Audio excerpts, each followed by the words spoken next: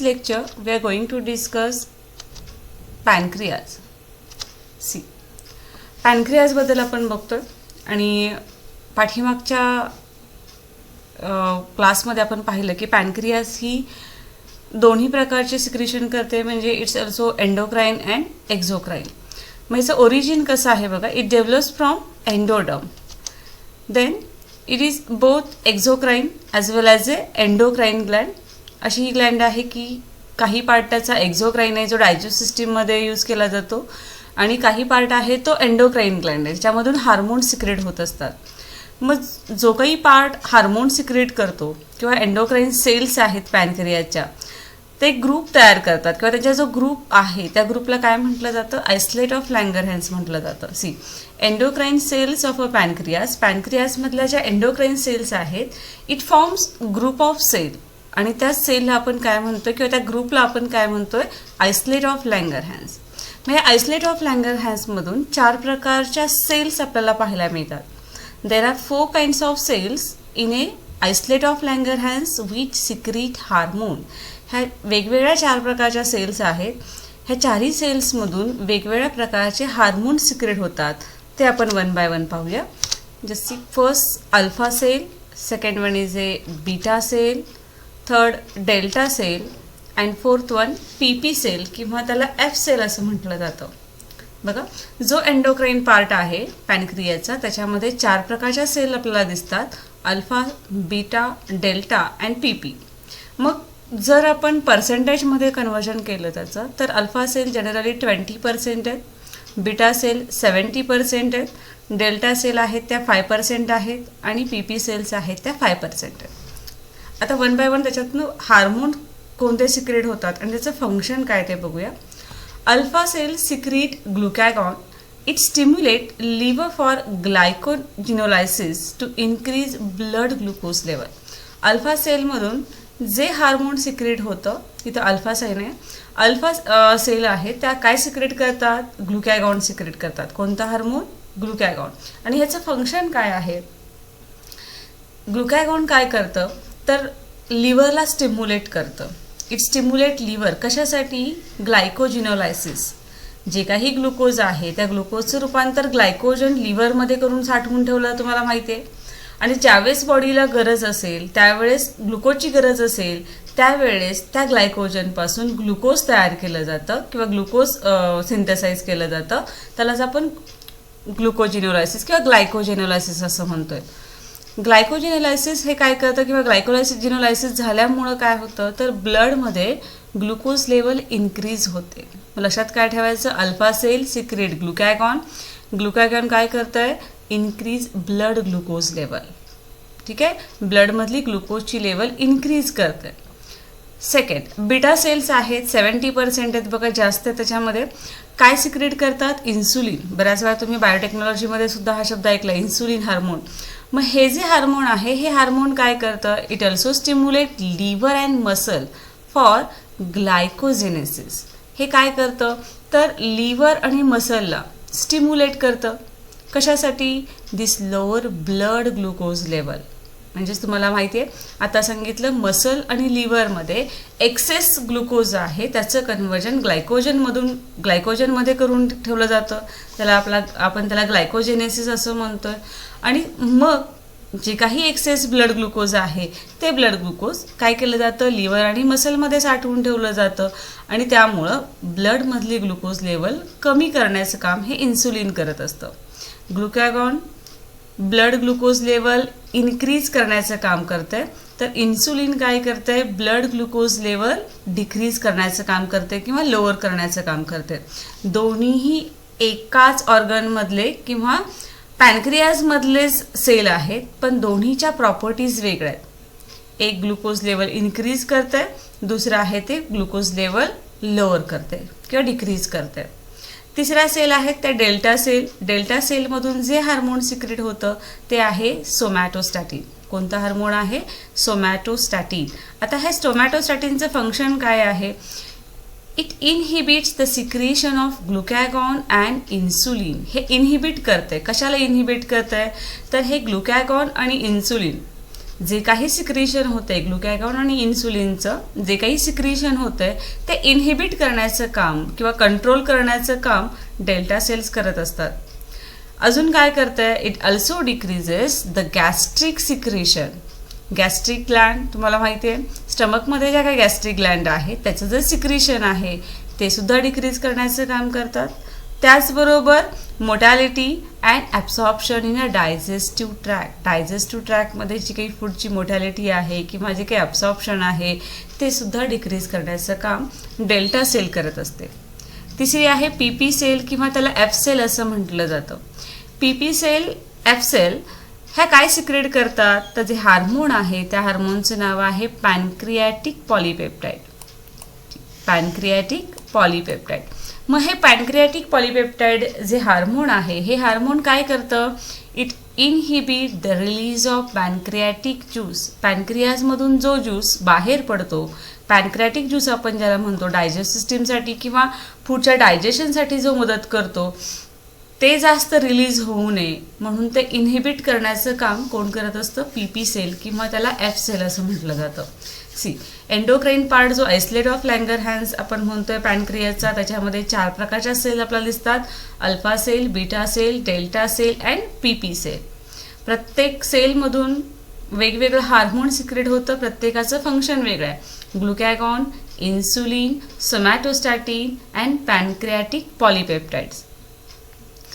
आता नेक्स्ट स्लाइडमध्ये आपण ह्या हार्मोन्स किंवा हे जे पॅनक्रियाज आहे त्या पॅनक्रियाजमध्ये डिसऑर्डर झाल्यामुळं काही किंवा त्याच्यामध्ये बिघाड झाल्यामुळं किंवा त्या सेल्स वर्कआउट व्यवस्थित करत नसतील तर त्याच्यामुळं जे होणारे डिसऑर्डर्स आहेत ते आपण डिस्कस करूया. त्यातला पहिला आहे तो म्हणजे diabetes mellitus. Diabetes insipidus last व्हिडिओमध्ये आपण बघितलं होतं. डायबिटीज मेलिटस म्हणजेच काय, तर हायपरग्लायसेमिया. हायपर्स मीन इन्क्रीज अँड ग्लायसेमिया इथं ग्लुकोज. जर ब्लडमध्ये ग्लुकोजची लेवल नॉर्मल लेवलपेक्षा इन्क्रीज झाली तर हायपरग्लायसेमिया असं म्हणतोय आणि त्याच कंडिशनला डायबिटीज मेलिटस असं म्हटलं जातं. सगळ्यांना हा नोन डिसीज आहे because it is the most common metabolic endocrine disorder of pancreas. आणि फक्त हा ॲडल्टमध्ये आहे असं नाही आहे, तर जी लहान मुलं आहेत चिल्ड्रनमध्ये सुद्धा आपल्याला हा बऱ्याच प्रमाणात दिसतो. आता हा डिसऑर्डर कशामुळे होतोय, तर it is the most common metabolic endocrine disorder. कुणाचा, पॅनक्रियाचा. ठीक आहे. मेटाबॉलिक ॲक्टिव्हिटीज एंडोक्राईन सेलमध्ये असणाऱ्या सेल किंवा एंडोक्राईनमध्ये असणाऱ्या ज्या सेल आहेत पॅनक्रियाजमध्ये ज्या आपण सेल्स म्हणतोय त्याची वर्किंग कमी झाली किंवा मेटाबॉलिक डिसऑर्डर झाले, ॲक्टिव्हिटीज कमी झाल्या तर आपल्याला हा डिसीज पाहायला मिळतो. It leads to increase blood glucose level. साहजिकच हायपरग्लायसेमियामध्ये आपण काय म्हणतोय की ब्लड ग्लुकोज लेवल काय होते, इथं इन्क्रीज होते. पण इन्क्रीज होते म्हणजे का इन्क्रीज होते, तर इथं इन्सुलिनचं सिक्रिशन कमी होतं. बीटा सेलमधून जे काही इन्सुलिन हार्मोन सिक्रेट होत असतं त्याचं सिक्रिशन कमी होतं, त्यामुळं ब्लड ग्लुकोज लेवल काय होते रे, इन्क्रीज होते. तुम्ही ऐकलं असेल बऱ्याचशा पेशंटला इन्सुलिनचं इंजेक्शन दिलं जातं. काय इन्सुलिनचं इंजेक्शन दिलं जातं, तर हे जे इन्सुलिन आहे त्या इन्सुलिनचं कामच आहे काय, ब्लड ग्लुकोज लेवल कमी करणं. पण ज्या पर्सन्समध्ये सिक्रिशन कमी होतं इन्सुलिनचं त्याच्यामध्ये ब्लड ग्लुकोज इन्क्रीज होते आणि आपण त्याला शुगर पेशंट असं म्हणतो. ठीक आहे. आता इथं आपण डायबिटीजचे 2 प्रकार बघतोय, डायबिटीज 1 आणि डायबिटीज 2. म्हणजे टाईप 1 ज्याला IDDM असं म्हटलं जातं, टाईप 1ला IDDM असं म्हणतात आणि टाईप 2ला NIDDM असं म्हटलं जातं. चिल्ड्रनमध्ये जी डायबिटीजची कंडिशन आहे ती असते टाईप 1 आणि त्याला म्हटलं जातं इन्सुलिन डिपेंडंट डायबिटीज मेलिटस. IDDMचं लॉंग फॉर्म काय बघा, इन्सुलिन डिपेंडंट डायबिटीज मेलिटस.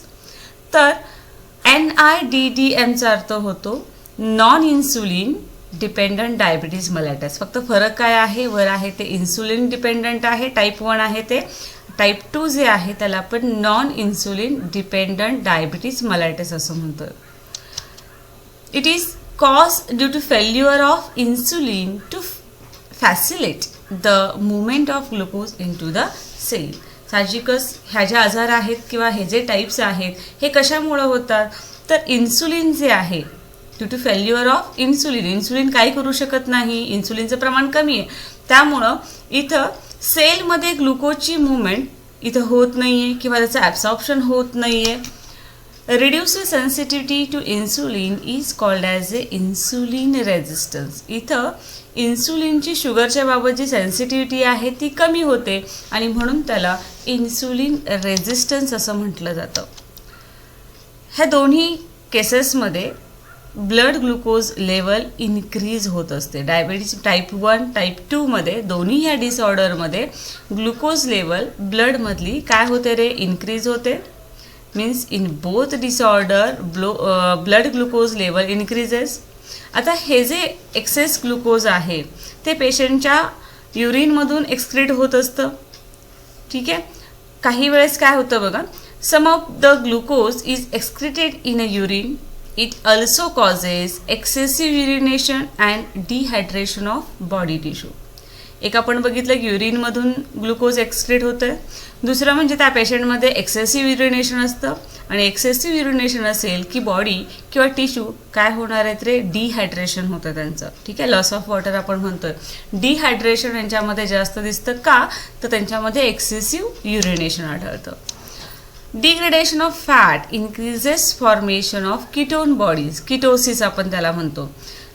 पाठीमागच्या याच्यामध्ये तुम्ही पाहिले फॅट्स जे आहेत ते फॅट्स, ज्यावेळेस फॅटचं डिग्रेडेशन होतं आहे त्यावेळेस तिथं जास्त प्रमाण कशाचं होतं रे, कीटोन बॉडीचं, ज्याला आपण किटोसिस असं म्हणतोय. Administration of insulin lower blood glucose level. Insulin जर प्रमाणात असेल तर साहजिकच आपल्या बॉडीतली जी ग्लुकोज लेवल आहे ती काय होते रे, कमी होते. हे झालं पॅनक्रियाजबद्दल. पॅनक्रियाजमध्ये आपण दोन प्रकारचे रिजन्स बघितले. एक होता तो एक्झोक्राईन, डायजेस्टिव्ह सिस्टीमसाठी उपयोगी पडत होता. दुसरा होता तो एंडोक्राईन, त्याच्यामध्ये 4 प्रकारच्या सेल बघितल्या होत्या. प्रत्येकामध्ये इन्सुलिन जे आहे, प्रत्येकामधलं जे हार्मोन आहे ते हार्मोन कशा पद्धतीने वर्क होतं ते पाहिलं. त्याच्यानंतरचा जो आपण पार्ट बघतोय तो म्हणजे गोनॅड्स. आता गोनॅड्स म्हणलं की तुम्हाला माहिती आहे जे सेक्स ऑर्गन्स आहेत मेल आणि फिमेल, याच्यामध्ये जे सेक्स ऑर्गन्स आहेत त्याला गोनॅड्स असं म्हटलं जातं. म्हणजे इथं आपण टेस्टीज आणि ओव्हरीजचा स्टडी करणार आहे. मग तुम्ही म्हणाल टेस्टीज आणि ओव्हरीज हे काय आहेत, रिप्रोडक्टिव्ह ऑर्गन आहेत. मग हे एंडोक्राईन ग्लॅन्ड कसे, तर ज्यावेळेस तुम्ही रिप्रोडक्शन शिकलाय त्यावेळेस तुम्हाला मेन्स्युरेशन सायकल असेल किंवा रिप्रोडक्शन असेल, स्पर्मॅटोजेनेसिस असेल, उजेनेसिस असेल, तुम्ही तिथं पाहिलं की ओव्हरीज आणि टेस्टीज हे काय करत असतात, हार्मोन्स सिंथेसाइज करतात किंवा सिक्रेट करत असतात आणि म्हणून टेस्टीज आणि ओव्हरीजला एंडोक्राईन ग्लॅन्ड म्हटलं जातं. ऑर्गन तर आहेच, रिप्रोडक्टिव्ह ऑर्गन आहेत, त्याचबरोबर ते हार्मोन सिक्रेट करतात. So they are included in endocrine gland. So will see first ovaries. Okay. ओव्हरीजमध्ये काय बघा, तुम्हाला माहिती आहे मेन्स्युरेशन सायकल ज्यावेळेस तुम्ही शिकलाय त्यावेळेस तुम्हाला माहिती आहे की ओव्हरीज आहेत, ह्या ओव्हरीज काय करत असतात रे, हार्मोन सिक्रेट करत असतात. कोणतं हार्मोन सिक्रेट करतात तर पहिलं म्हणजे इस्ट्रोजन आणि दुसरं म्हणजे प्रोजेस्टेरॉन. इस्ट्रोजन काय करतं बघा, these are the secreted by developing follicle. आता जी काही प्रोसेस तुम्ही मेन्स्युरेशन सायकलमध्ये शिकलाय की सुरुवातीला FSH सिक्रेट होतं, म्हणजेच फॉलिकल स्टिम्युलेटिंग हार्मोन, जे फॉलिकल्सला किंवा त्याची मॅच्युरेशन होण्यासाठी मदत करतं. आणि हे जे फॉलिकल्स तयार झालेत ह्या फॉलिकल्समधून जे हार्मोन सिक्रेट होतं त्याला आपण इस्ट्रोजन म्हणतो. बरोबर आहे. ह्या इस्ट्रोजनमध्ये महत्त्वाचा जो भाग असतो तो असतो इस्ट्रॅडॉइल. इथे बघा इस्ट्रॅडॉइल इज, इथे बघा अंडरलाईन केला आहे, estradiol is the main estrogen. Estrogen सगळ्यात मेन त्यातला पार्ट कोणता आहे तर इस्ट्रॅडॉइल आहे. It is responsible for secondary sexual characters in female. फिमेलमधले जे काही सेकंडरी सेक्शुअल कॅरेक्टर्स आहेत त्यासाठी तो रिस्पॉन्सिबल आहे. दुसरा हार्मोन आहे तो म्हणजे प्रोजेस्टेरॉन. आता प्रोजेस्टेरॉन हार्मोनबद्दल तुम्हाला माहिती आहे, ज्यावेळेस ओव्ह्युलेशन होतं, ओव्ह्युलेशन झाल्यानंतर 14 डेजला ज्यावेळेस मेन्स्युरेशन सायकलमध्ये ओव्ह्युलेशन होतं, जो रिमेनिंग पार्ट आहे त्या रिमेनिंग पार्टला आपण कार्पस ल्युटियम असं म्हणतोय. ओके. आणि हा कार्पस ल्युटियममधून जे हार्मोन सिक्रेट होतं ते हार्मोन असतं progesterone. See, it is secreted by corpus luteum of the ovary after ovulation. Ovulation झाल्यानंतर ओव्हरी जे काही सिक्रेट करते किंवा कार्पस ल्युटियममधून जे हार्मोन सिक्रेट होतं त्याला प्रोजेस्टेरॉन असं म्हटलं जातं. This hormone is essential for thickening of uterine endometrium, thus preparing the uterus for implantation of fertilized ovum. प्रोजेस्टेरॉनला आपण म्हणतो प्रेग्नन्सी हार्मोन सुद्धा म्हटलं जातं, कारण हे जे हार्मोन आहे ते इसेन्शियल आहे. कशासाठी इसेन्शियल आहे?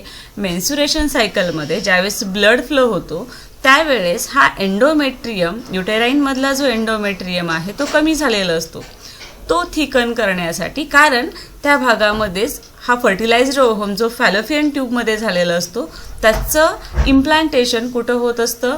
तर ह्या एंडोमेट्रियममध्ये होत असतं, आणि तो एंडोमेट्रियम थिकन करण्यासाठी प्रोजेस्टेरॉन हार्मोन युजफुल असतं. त्याच्यानंतर काय म्हणलं? It is responsible for development of mammary gland during pregnancy. प्रेग्नन्सीमध्ये मॅमरी ग्लँड डेव्हलपमेंट करण्यासाठी उपयोगी आहे. त्याचबरोबर it inhibit uterine contraction during pregnancy. प्रेग्नन्सीमध्ये युटेराइन कॉन्ट्रॅक्शनसुद्धा हे काय करतं? इनहिबिट करतं. बघा, इट इज सिक्रेटेड. प्रोजेस्टेरॉन कशाने सिक्रेट होतं आहे? Corpus luteum. कधी? After the ovulation.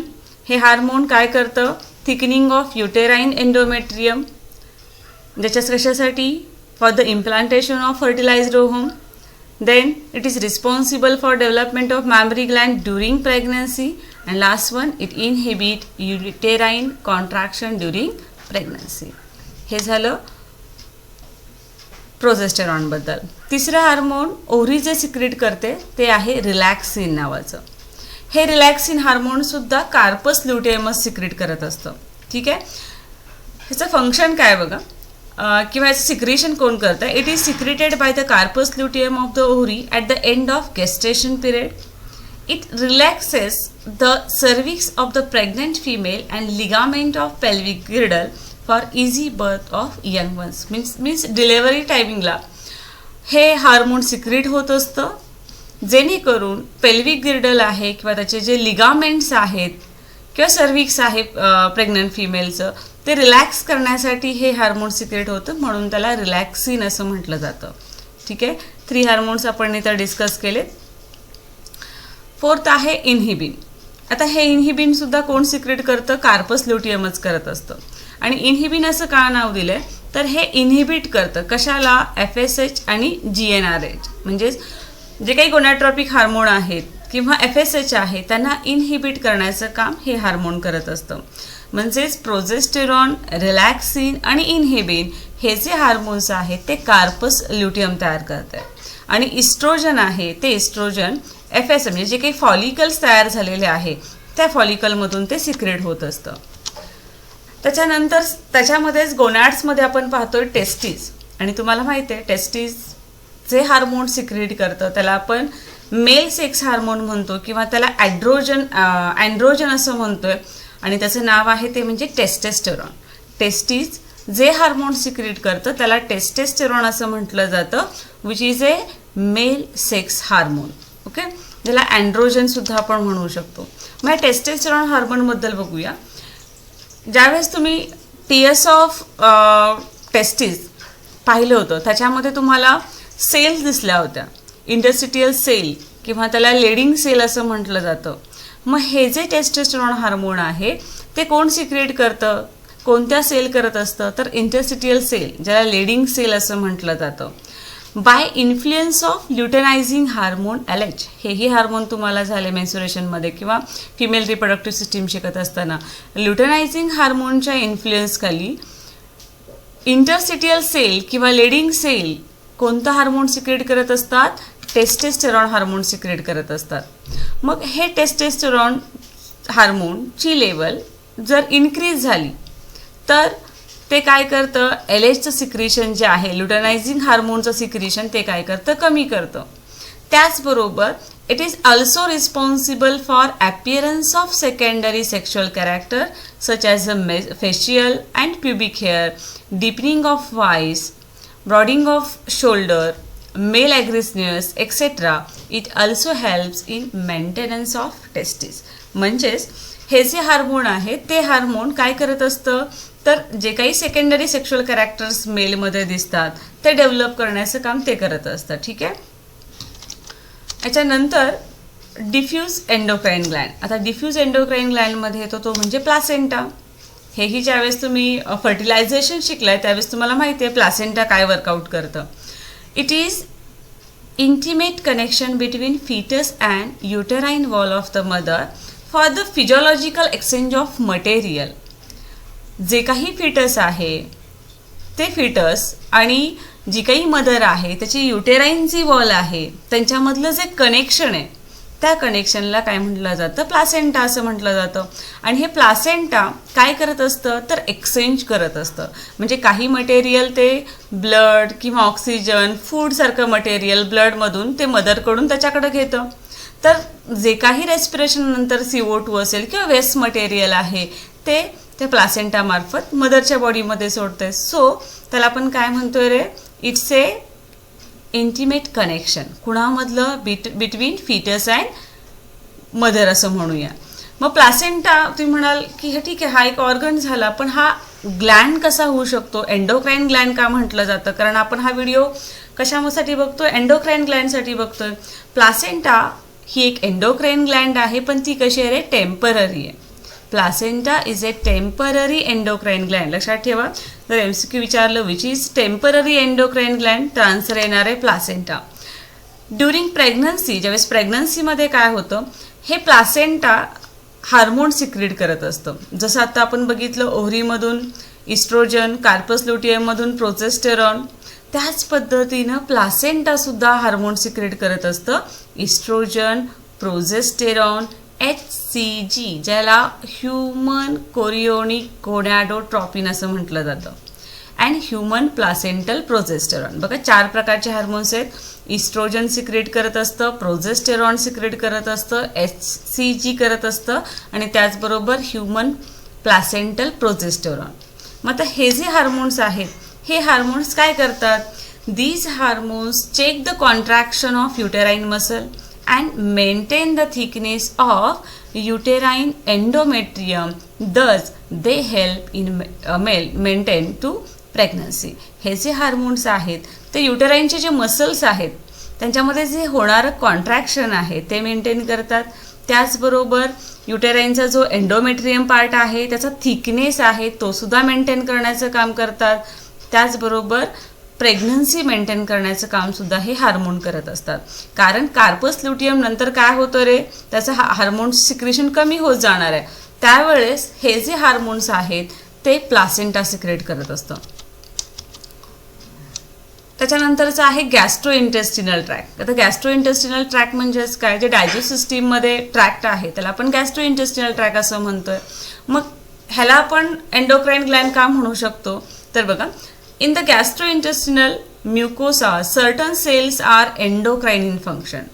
ज्या वेळेस आपण ट्रॅकचा फंक्शन करतोय किंवा ती ट्यूबचं स्ट्रक्चर बघतोय त्यावेळेस तिथं आपल्याला काय आढळतं रे, म्युकोसा आढळतं.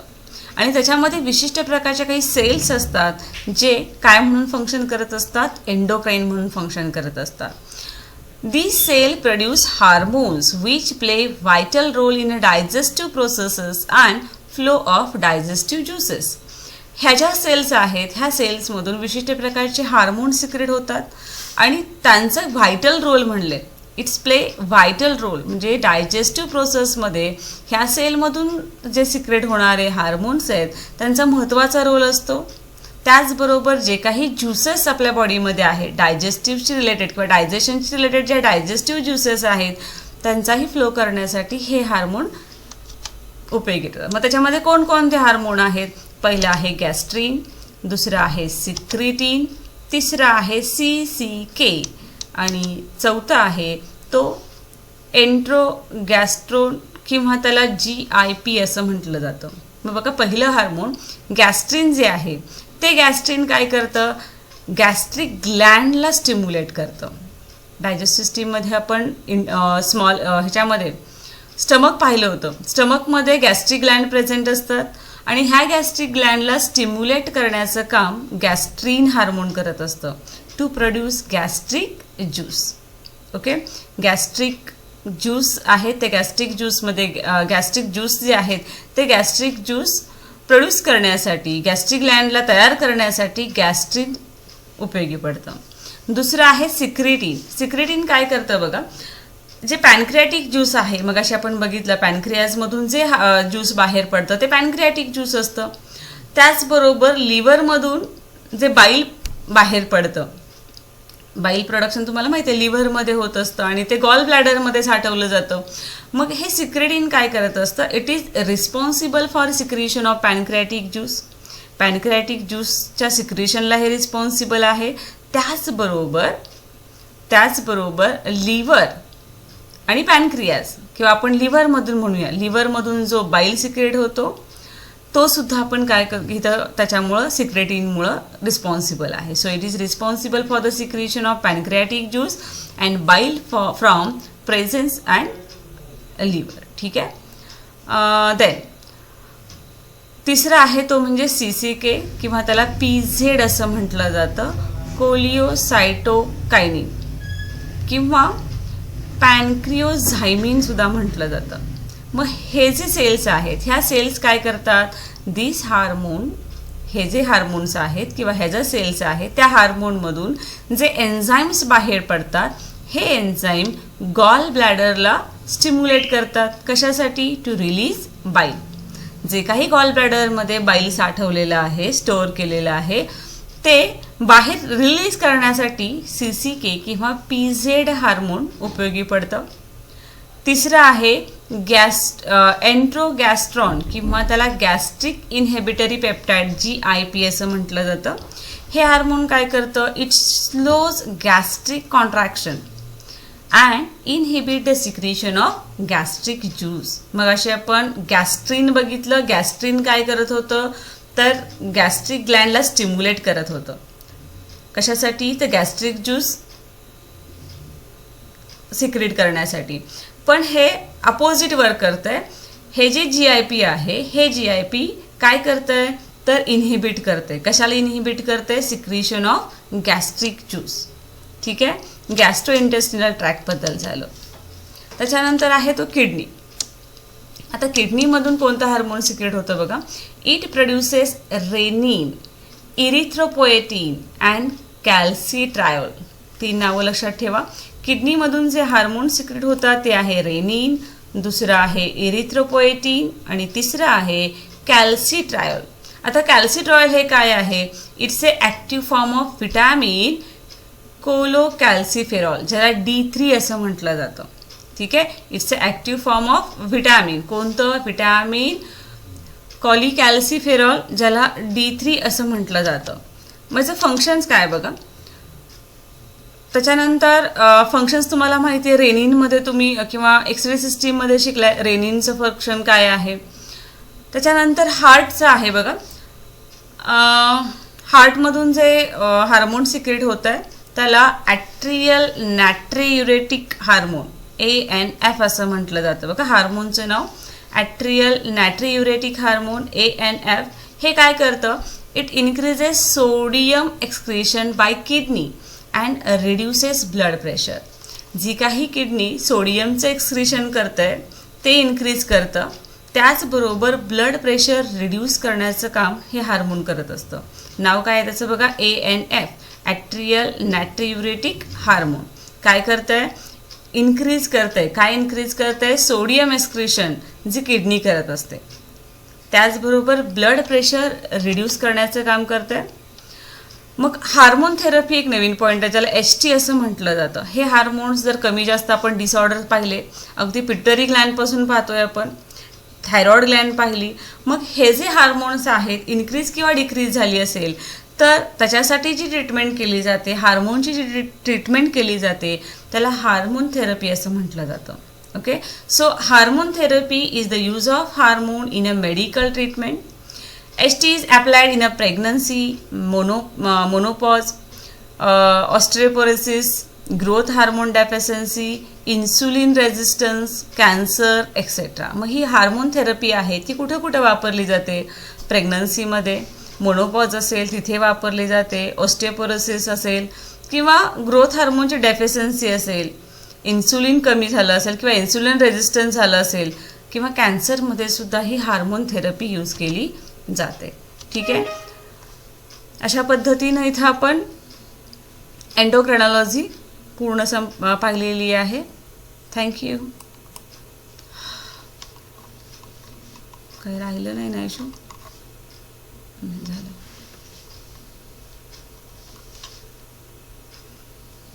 ऐश्वर्या गेलं कुठं? एक्सेप्ट केलं होती की अरे